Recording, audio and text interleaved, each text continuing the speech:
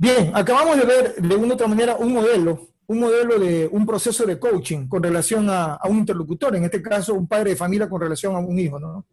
Este vendría a ser como el modelo necesario y el más adecuado para comunicarse con otra persona. Un modelo donde, de Comida. una u otra manera, lo que hacemos es no generar juicio de valor, no acusar, no cuestionar, sino preguntar, indagar, para que sea la otra persona quien de una u otra manera encuentre sus propias realidades y sus propias verdades. Uno de los factores fundamentales que tiene que tener claro el coach educativo es que no siempre lo que se plantea inicialmente es la verdad. Generalmente lo que hay debajo de la superficie, cuando se indaga y se oculta un poco alrededor del interlocutor, la realidad aparece siempre siendo otra. Eso es el modelo exacto de lo que ocurre con este joven, que decía que quería abandonar sus estudios por influencia de un amigo, cuando en realidad lo que tenía era un problema con una materia y tenía miedo de enfrentar la relación con su padre de familia. ¿Cómo llegar realmente a estas condiciones? ¿Cómo llegar a la verdad? ¿Cómo llegar realmente a conocer el eco emocional y a conocer la realidad emocional del otro? Esto es parte de un proceso de la formación de coach educativo que estoy seguro que durante todo el proceso que ustedes van a trabajar en este programa lo van a aprender a desarrollar y lo van a aprender a conocer. ¿Cuáles son las herramientas internas que un coach educativo tiene que desarrollar? Primero, la observación. Esa es una condición, una cualidad y una capacidad que debe trabajarse mucho en el concepto del coach educativo, ¿no? Tener una sintonía de precisión del estado de la otra persona, de cómo se encuentra la otra persona.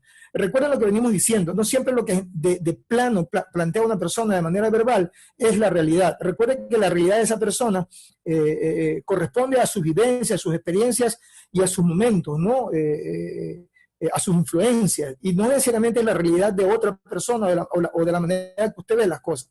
Por lo tanto, el coach educativo tiene que aprender a desdoblarse donde en cuanto lo demandan las circunstancias, es decir, poder interpretar la realidad del otro desde un concepto de observación, sin juicio de valor, sin jugar, sin calificar, sin prejuicio, ¿no? Sin tener un diagnóstico preconcebido.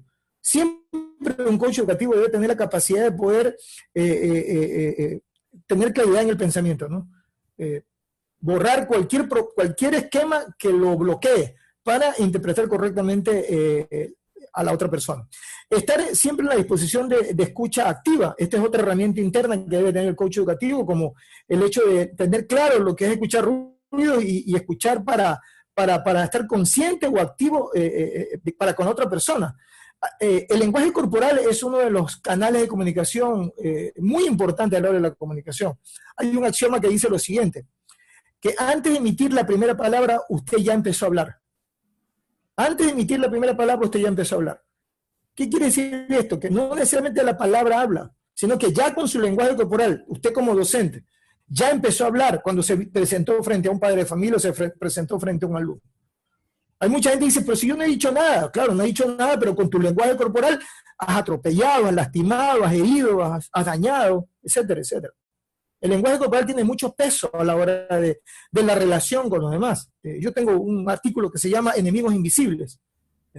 Enemigos invisibles, uno va por la vida creando enemigos invisibles. Uno no sabe en qué momento y en qué circunstancia uno fue creando enemigos. Si uno dice, pero si yo nunca dije nada de él, nunca hablé mal de él, nunca me herí a él, es que no tiene que hablar necesariamente. El lenguaje corporal ya te da la oportunidad al otro de escucharte quién eres y cómo eres.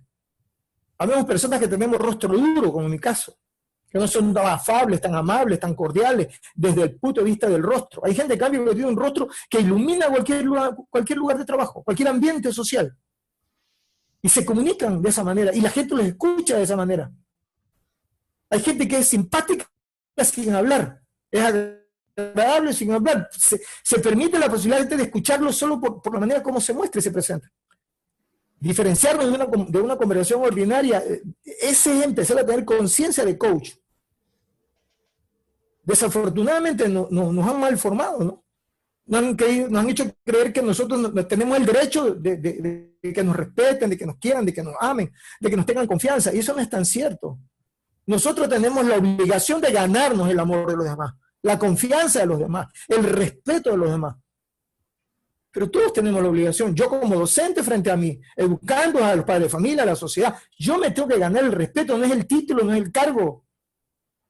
Es la calidad de persona que soy. Rompamos paradigmas. A mí la profesión no me da valor. para sobreponerme contra otra persona. A mí la profesión me da herramientas para enfrentar una tarea, pero no me da la autoridad ni el valor para sentirme que estoy por encima de los demás, o que los otros tienen la obligación de confiar en mí. No, cuando yo me gradué en la universidad, lo que tengo son herramientas para enfrentar una gestión, una tarea, cualquiera que está afuera. Estas herramientas internas del coach docente se hace necesario tenerlas presentes, aunque parece obvio, pero es que lo menos obvio lo obvio es lo menos obvio en el ser humano. Tener una buena comunicación. Recordar que toda comunicación tiene una carga emocional, de la manera como te lo dicen, cómo lo dices. Es que nos han enseñado que ser educado significa saludar y despedirse. Eso no es ser educado. Cualquiera puede saludar y cualquiera puede despedirse. Es más, hay gente que prefiere que no me salude. Así de simple. Porque eso no hace educado a una persona.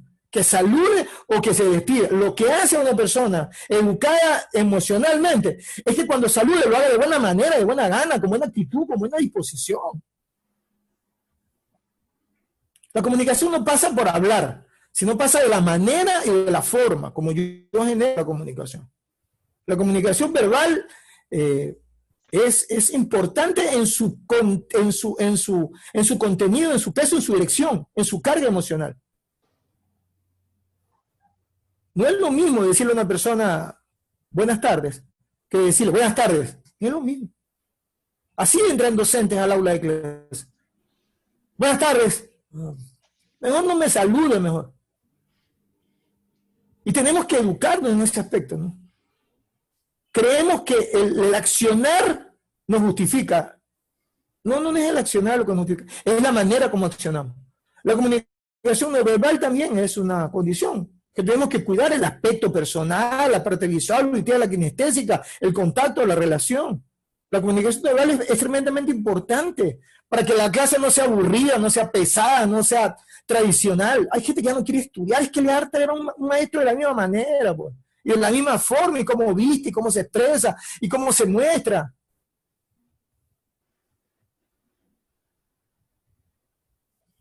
Porque claro, hay gente, porque el docente debe ser docente es persona. Y ahí le han dicho que uno tiene que ser como uno es. No siempre uno tiene que ser como uno es. A veces uno no tiene que ser como uno es, sino como debe ser. A mí me puede dar ganas de ir en pantaloneta y tenis a dar clases, pero posiblemente no es la forma. ¿Por quién? Por respeto al otro. A mí también me podría dar ganas de dar clase presencial en jean, tenis y camiseta, pero no necesariamente. Eso es lo que yo quiero, pero no es lo que debo. Eso es lo que yo quiero, pero no es lo que debo. Porque las cosas no las hago en función de lo que yo creo, sino en función de lo que los demás van a ver en mí. No es a partir de lo que a mí me da la gana. Ah, bueno, que usted tiene una rebeldía intrínseca, eso es su problema. Pero nadie tiene que cargar su rebeldía. Nadie tiene que 30 personas, padres de familia, alumnos, sociedad, nadie tiene que cargar su historia. Cuando usted esté en su rancho, haga lo que quiera. Porque cuando estamos fuera del rancho nuestro, tenemos que ajustarnos a unos parámetros que nos establece el sistema. La sociedad, la conducta, y a través de la comunicación es fundamental. Otra herramienta interna que maneja un docente coach es el feedback, el validar. Validar, buscar la coherencia de lo que estamos diciendo. No somos dueños de la verdad. Muchas veces el docente, en la supremacía del cargo y la responsabilidad, pierde el nivel de tolerancia, ¿no? Empática, de relacionarse armónicamente con el otro. De cuando en cuando es bueno validarse. ¿Qué tan efectivo soy con mi lenguaje? ¿Qué tan efectivo soy? ¿Qué tanto estoy llegando? Pregúntele a su alumno, pregúntele si finalmente lo que usted está enseñando y de la manera que enseña, si está claro para él, si está entendible. Pongamos el pecho a las balas, atrevámonos a tener un feedback. Pregúntale a los padres de familia, ¿qué mensaje están llevando los estudiantes de su clase, de su relación con él, a casa? Interésese. Hágase un autodiagnóstico, evalúese. No se confíe en la evaluación mecánica estatal, confíese, hace una evaluación personal. Todos debemos hacernos un autodiagnóstico personal.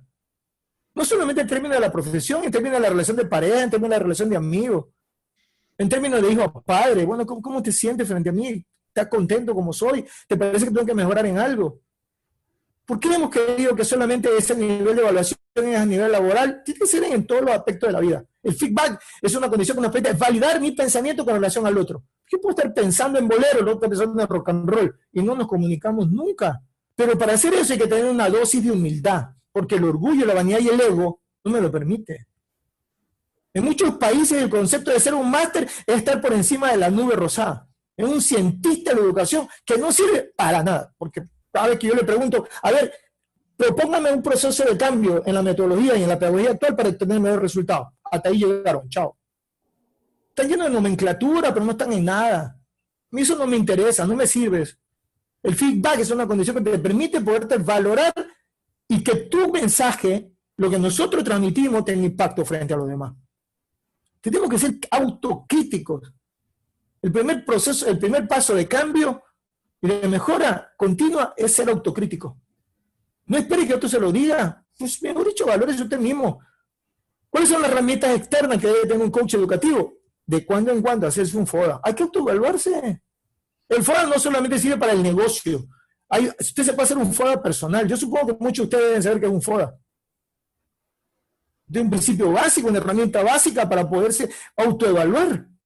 ¿Cuáles son mis fortalezas? ¿Cuáles son mis debilidades? ¿Cuáles son las amenazas? ¿Y cuáles son mis oportunidades de mejora frente a mis debilidades? De cuando en cuando es bueno, como pareja, como profesor, como docente, como colaborador de una empresa, como persona, como amigo. Otra herramienta interna que maneja un coach educativo es generar un plan de acción.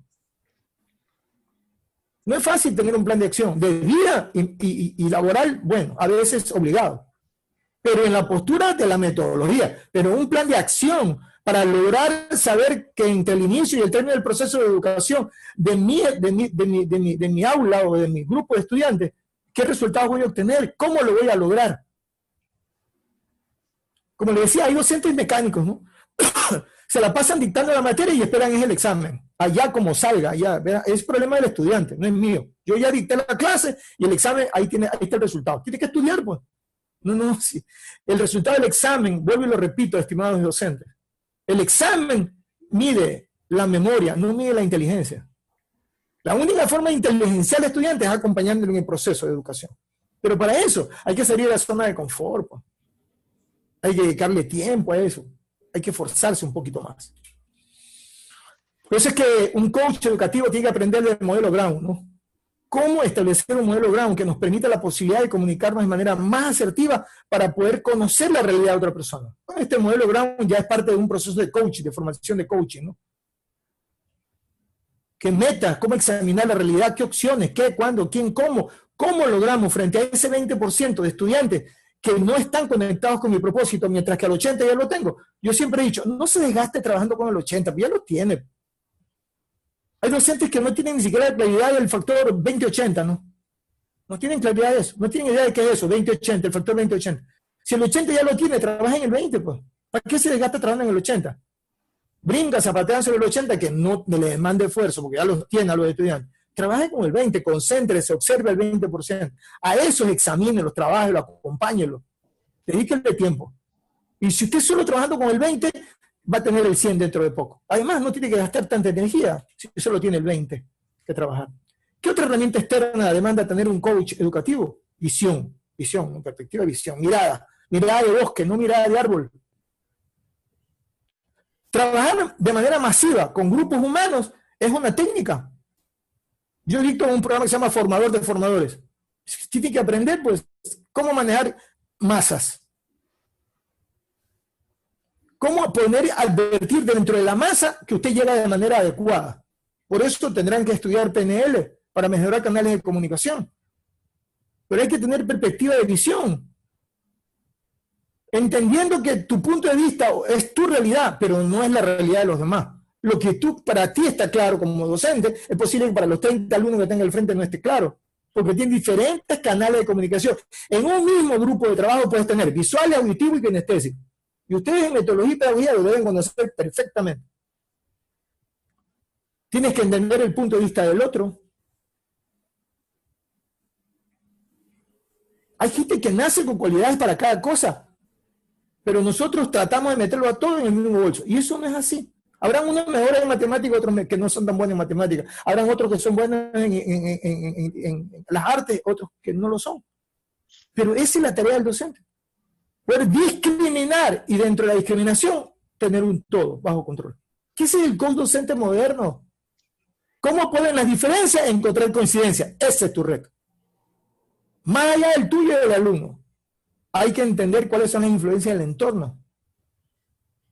Yo siempre he dicho, el coach educativo debería preguntarle al padre de familia cuando recibe a su alumno, ¿qué espera usted de su hijo? ¿Qué está buscando en este proceso de formación este año? ¿Qué quisiera que pasara el término de este plan de trabajo? Para ver si nos comprometemos juntos a lograrlo. Pero es un trabajo en conjunto. A nosotros no nos interesa lo que el padre de familia quiere. Lo que hacemos es recibir al alumno y ahí le mandamos la información que tenemos. Así no se construye un proceso de formación. Desde el coach educativo, no. Eso hace un docente tradicional, un mediocre, el de siempre, ¿no? El tradicional, el de la vieja escuela, el de toda la vida, es que con todo respeto sirvió, valió en su momento. Pero en este momento ya no sirve. Todo evoluciona.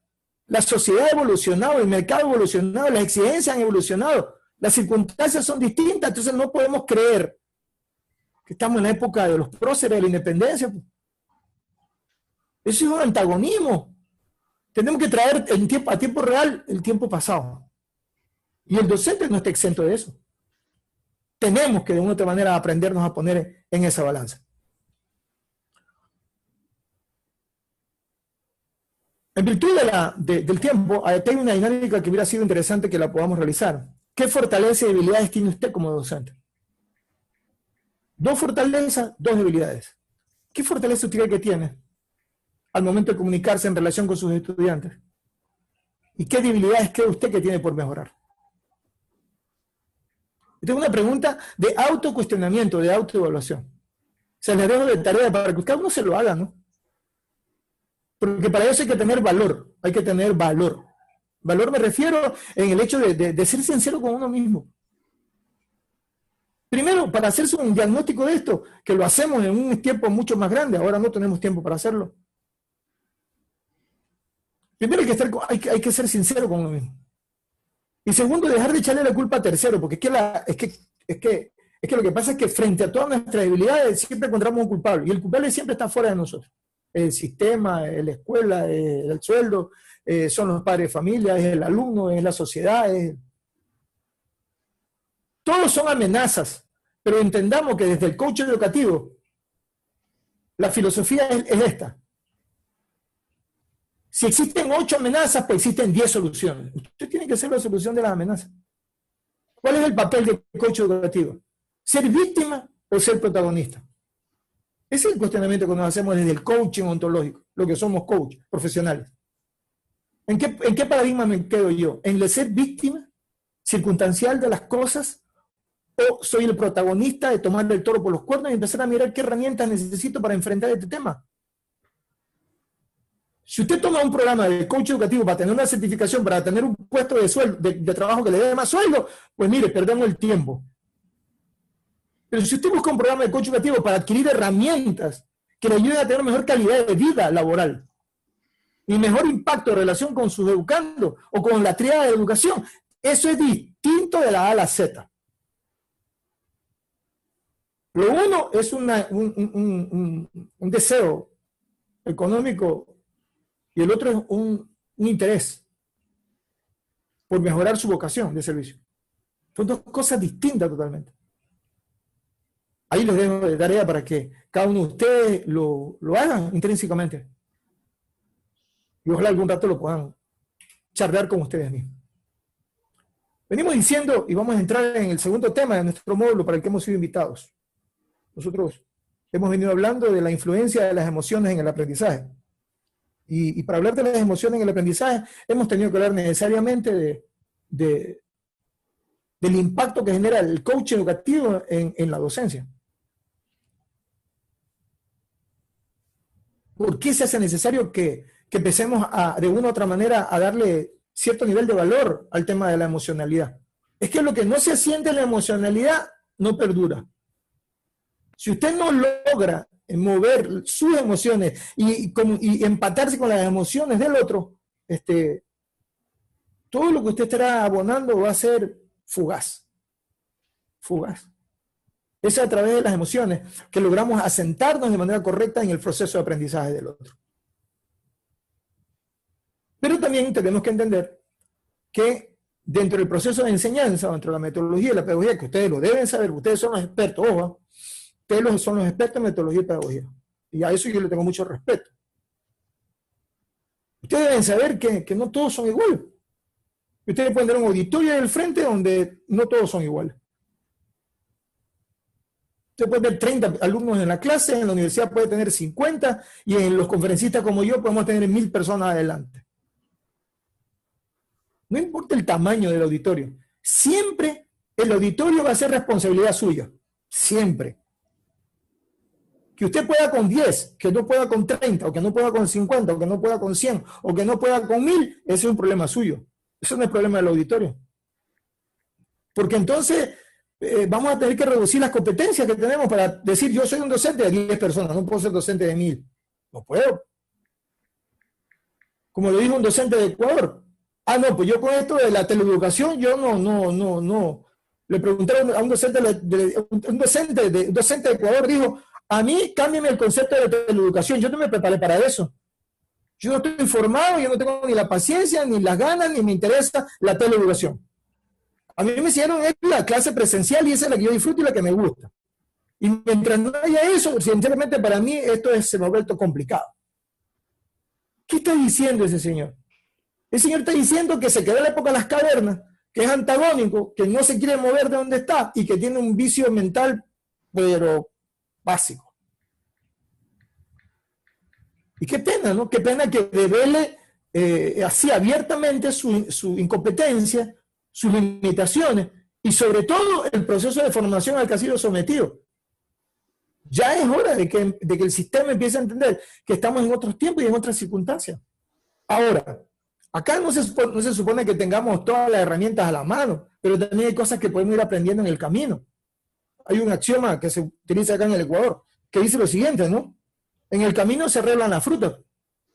Entonces también, en el camino también podemos ir generando procesos de mejoramiento continuo, de educación, de formación, que es lo que ustedes están haciendo. Hasta hace poco, estudiar virtualmente era una carreta, un camello, ¿saben? No, yo he tenido alumnos. No, dice, virtual no me gusta, es presencial. ¿Y ahora? ¿Qué vas a hacer ahora?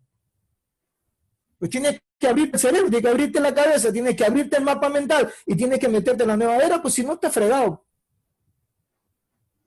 El que no le gustaba trabajar haciendo teletrabajo, pues ahora tiene que aprender a hacer teletrabajo. Por eso los consultores como yo estamos trabajando teletrabajo en las empresas. Porque el teletrabajo no se impone, se construye. Ojo con lo que le estoy diciendo. El teletrabajo a nivel empresarial no se impone, se construye. De hecho, yo tengo un seminario actualmente que dura 16 horas, que se llama El manejo del estrés en el teletrabajo. Porque las empresas empezaron a entender que una cultura diferente demanda un proceso.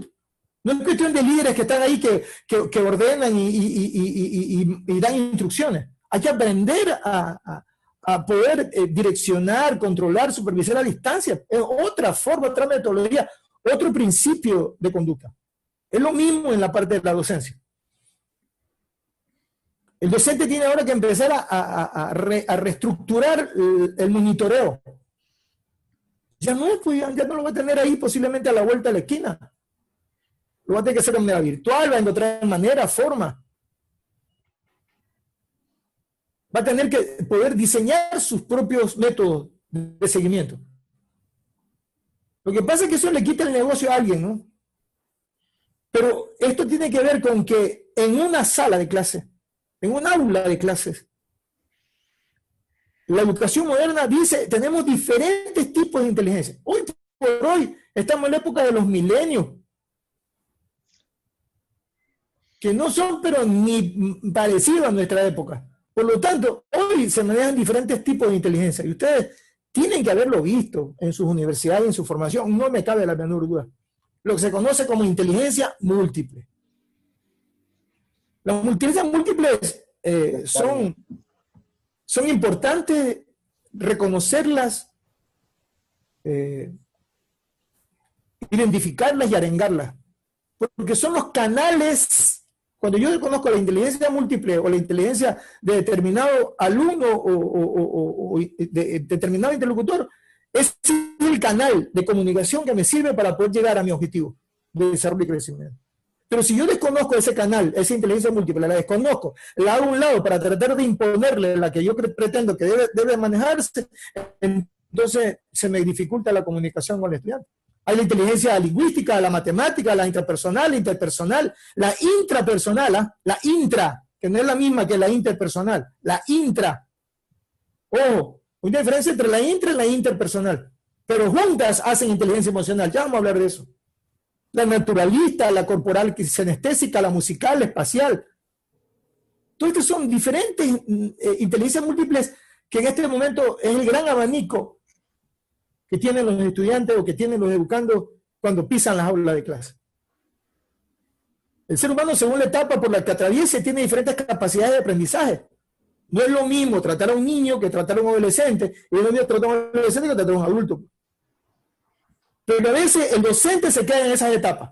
El docente jardinero no puede hablar no puede hablar con un padre de familia, como un docente, no puede hablar con un adulto. Un docente adolescente no puede hablar con una persona adulta. Y una persona que habla con adultos no puede hablar con niños. A veces nosotros nos quedamos entrampados.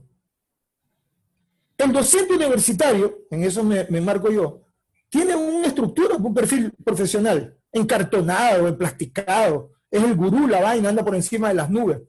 Ese ni se le ocurre hablar con, y más si es máster, ¿no? O PH en algo, ¿no? O sea, ese ahí no se le ocurre hablar con un niño, con un adolescente, pues no, es que él es extraespacial, es él, pues, ¿no? Él es de otra estratosfera. Él no puede bajar los niveles, no puede. Y el que está abajo, en cambio, el que está en el jardinero, el que está en el jardín de infantes, no se le ocurre hablar con el profesional de ahí arriba. No somos capaces de adaptarnos a las diferentes inteligencias múltiples que nos demanda nuestro entorno. No somos capaces. El nuevo coach educativo, el coach educativo moderno, tiene que aprender a desdoblarse tanto en cuanto le demandan las circunstancias. Para poder, de una u otra manera, discutir, analizar, deliberar, elegir y dar un veredicto, pero con un resultado efectivo. Porque el lenguaje que usted utiliza en los diferentes canales de comunicación, si es el mismo para todos, usted va a generar resultados inefectivos. Y eso es lo que pasa en la actual momento. Es lo que veníamos hablando en las primeras clases. ¿Cuáles son los indicadores? Yo cuando empecé esta clase dije, ¿cuáles son los tres indicadores que están siendo golpeados para ser calificados negativamente por parte de la docencia? 3. Que son de impacto. Y ya con ese resultado diríamos que todo el proceso está fracasando. Pero para no poder fallar, para no fallar en el resultado efectivo de nuestra gestión, entonces tenemos que tener claridad en el pensamiento de que existen variedades y tenemos que aprender a llegar a cada una de ellas. Tenemos que aprender a entenderlos a cada una de ellas. Tenemos que aprender a comunicarnos con cada una de ellas y sobre todo a respetarlas. Porque la sensibilidad musical, aunque no tenga mucho parecido a la matemática, pues es una historia que tenemos que aprender a respetar, a administrar y tenemos que aprender a canalizar. ¿Qué hace un docente que tiene a un estudiante musical con inteligencia musical y usted le quiere meter matemática? ¿Qué va a hacer? La pregunta es, ¿quién cambia? ¿El alumno o tiene que cambiar usted la metodología? Esa es la pregunta de oro. ¿Quién es el técnico? ¿Quién es el que está preparado para tener que desdoblarse tanto en cuanto lo demandan las circunstancias? El alumno, lo dudo. ¿El padre de familia? Menos. ¿Quién es el técnico? Es el coach educativo. Ese es el responsable de que nosotros empecemos ya a mirar desde otra perspectiva este nivel de responsabilidad. Por eso le venía diciendo yo, una cosa es ser un docente tradicional, otra cosa es ser un coach educativo. El coach educativo es una suerte de conducta de vanguardia, ¿no? de avanzada. Tiene otra perspectiva. El coach educativo es una conducta que en los actuales momentos en Europa hace rato existe. Ya los docentes de un establecimiento ya son coaches educativos todos. Es más, como oferta de servicio en las instituciones educativas, el ser un coach educativo es mejor, es superior que ser un coach docente, que ser un docente. Yo he podido ver en algunos letreros, anuncios publicitarios de instituciones privadas en Colombia, anunciar la presencia de coach educativos. Ya no de docentes, pues. Ya no de docente tradicional, docente tradicional. Eso es como cuando usted va a una institución y le pregunta, ¿usted qué materia da? Usted, no, perdón. ¿Usted profesor de qué es? Entonces le pregunto, ¿usted profesor de qué? Dice, yo soy de matemática. Eso es lo tradicional. ¿Usted profesor de qué? De ciencia. ¿Usted profesor de qué? Educación física. ¿Usted profesor de qué? De matemática. Nosotros estamos circunscritos en una tarea, en un espectro, en un encuadre. No, nosotros somos más que eso. ¿Usted profesor de qué es? De desarrollo del pensamiento y de habilidad, de habilidad y velocidad en el pensamiento. ¿Y eso qué es? Ah, soy profesor de matemáticas. Ah, ¿en serio? Sí. Ah, bueno. ¿Y usted es profesor de qué es? Ah, yo soy profesor de armonía entre el sentido y la acción, de desarrollo corporal, de inteligencia corporal. Ah, ¿en serio? ¿Sí? ¿Profesor de qué? Educación física. Pues madre, estamos hablando en otro idioma, pues. Estamos hablando en otro idioma, estimado docente. Salir del esquema tradicional de ser docente, a mirarse en otra perspectiva de lo que usted es capaz de provocar. Cuando estamos hablando de inteligencia emocional, estamos hablando de lo que usted es capaz de provocar con su actividad. Y por eso que demandamos que cada uno de ustedes que tiene una materia, que tiene un peso, que tiene una responsabilidad, pregúntese qué provoca dentro de las múltiples inteligencias emocionales que tiene a su alrededor, qué provoca, qué impacto, qué beneficio provoca su enseñanza. Eso es lo que tiene que preguntarse usted. No es lo que transmite, sino qué beneficio provoca lo que usted transmite como información. Si usted enseña matemática, ¿qué efecto produce en la inteligencia del estudiante? La matemática que usted enseña. Si usted tiene ciencia, ¿qué beneficios provoca eso en el comportamiento del estudiante a favor?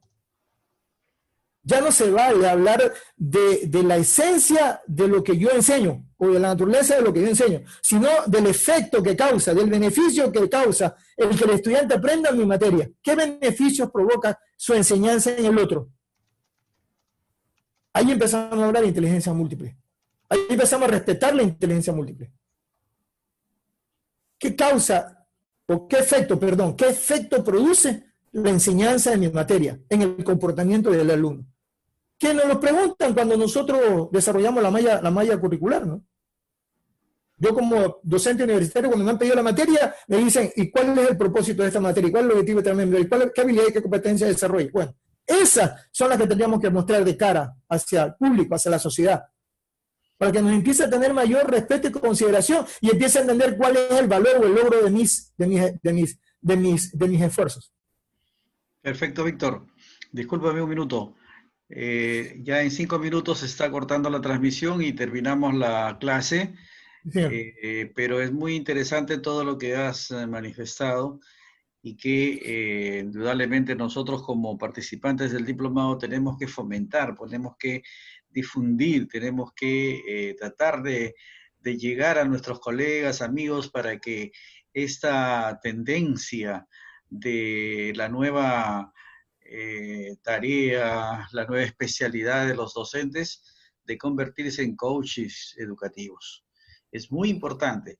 Yo tengo un proyecto que he presentado ya al nuevo Congreso de la República acá en Perú, donde estoy tratando de implementar, o que mejor dicho, el Ministerio de Educación de Perú implemente la formación del coaching educativo en las universidades. Excelente, Juan. Hasta el momento todo se está dando, pero a nivel de empresas, a nivel de convenios, auspicios de universidades, como en nuestro caso, que Coaching SIS, que es la empresa forjadora de este evento, tiene convenio con la Universidad César Vallejo y va a ser certificado por la universidad. Pero si no tuviéramos nosotros ese convenio, la universidad no lo haría.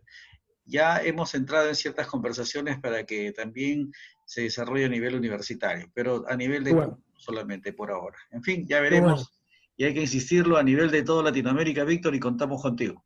Ese es el trabajo que tenemos, ese es el reto, y los quiero invitar a todos los que estamos en esta sala a empezar a tener una visión distinta. O sea, ustedes están acá siendo protagonistas de un proceso de cambio. Yo siempre he dicho, todavía somos muy poquitos, pero ya somos los que estamos acá. Así que bienvenidos a un proceso de cambio, de mejora. en todos los pueblos de América. Yo hace rato perdí la condición de ser ecuatoriano, ahora soy profundamente latinoamericano por la oportunidad que he tenido de estar conversando con diferentes docentes de diferentes países. De tal manera que en este minuto, ustedes, desde sus trincheras, donde quiera que estén, mejor dicho, en la tarea que se encuentren, hagan saber, difundan y sobre todo pongan en práctica mucho este nuevo pensamiento del coach educativo, que es una herramienta nueva, moderna y de avanzada, que hace rato está en otros países y que nosotros debemos implementar a lo más pronto posible. Bueno, pues, Juan. De acuerdo, Víctor, muchas gracias. Julio, nos vemos el próximo. Se encuentra con nosotros Julio Quiroz. Si tienes alguna pregunta, algún aporte que darnos, Francisco, sí, claro. Yacila, para poder ya cerrar con broche de oro esta conferencia, esta charla virtual de coaching educativo sobre inteligencia emocional que ha iniciado nuestro coach Víctor Urquiza. Muy bien, estimados amigos. Me parece súper interesante y de antemano, sí, adelante, Francisco. Mil gracias, sí, mil gracias de antemano por esas enseñanzas, más que todo, Víctor. Teniendo en cuenta, pues, que esto de el elaborarse un FODA para ver cómo uno está funcionando, también me parece una manera súper interesante para poder ir puliendo ciertas situaciones que en uno, a veces, uno puede decir, bueno, a mí me está yendo súper chévere, yo soy un profesor de lo máximo, pero yendo a la realidad, o sea, es otra, ¿no? Así es, hermano. Sí sería buenazo, ¿no? Que por último, un día a la semana, por último, uno se puede sentar y analizarse cómo llevó sus clases, ¿no? Generar planes de acción para mejorar aquellas situaciones de las cuales se falla, ¿sí? Las debilidades o las amenazas como tal. Y esto del trabajar con el 20%, lo he tratado, ¿no? Según yo, parece que he llegado a los muchachos, pero ahorita haciendo un par en el camino, uno como que dice, bueno, faltan esos 20, ¿no? Hay que rescatarlos y vamos a ver qué pasa. Muchas gracias. Muchas gracias. Juan y compañeros, ¿no? Víctor, gracias también, ¿no? Muchas gracias, Francisco. Muy gentil por tus palabras, gracias por tu aporte. En realidad enriquece mucho la clase. Muchas gracias por tu participación. Esto hace que el programa realmente se vuelva cada día mucho más grande y sobre todo nos compromete a los ponentes, dar lo mejor de cada uno. Muchas gracias, Francisco. Gracias por tu aporte. Gracias. Muy bien, muchas gracias, estimado Víctor. Muchas gracias. Será hasta el día lunes. Continuamos con nuestras exposiciones del módulo de inteligencia emocional. Muchas gracias, Francisco Yacila Tocayo, Julio Quiroz, quien también se encuentra ya en la sala, y a todos y cada uno de ustedes, amigos, nos vemos el próximo lunes a las 6:30 en punto de la tarde. Muchas gracias. Hasta el lunes, que estén bien. Nos vemos. Chao. Gracias, Francisco. Hasta luego. Gracias, Víctor.